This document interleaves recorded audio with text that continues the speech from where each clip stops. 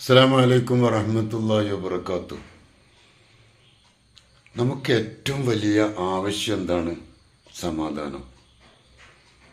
പണമല്ല, സമാധാനം ഉണ്ടാവുക, സമാധാനത്തോടുള്ള ജീവിതം. ഹിന്ദുക്കളുടെ അമ്പലത്തിൽ വെച്ച് കേൾക്കാം ഓം ശാന്തി, ഓം ശാന്തി. ശാന്തി ആവശ്യമാണ്.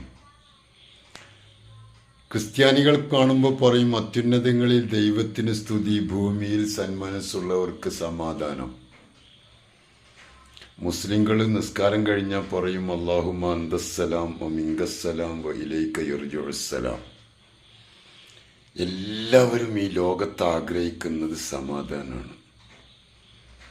ഇല്ലസ്ട്രേറ്റഡ് വീക്കിലിയിൽ ഞാനൊരു സംഭവം വായിച്ചിട്ടുണ്ടായിരുന്നു.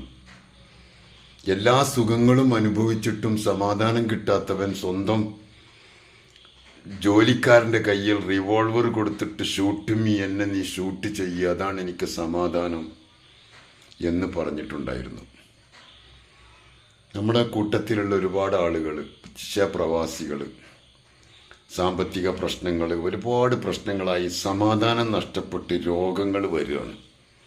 മനസ്സിന് ഹാപ്പിനെസ് നഷ്ടപ്പെട്ടാൽ രോഗം വരും. അതിനുള്ള ചില ഏറ്റവും വലിയ മെഡ്യൂൾ എന്താണ്? ഏറ്റവും നല്ല മെഡ്യൂളാണ് what we give out get we back.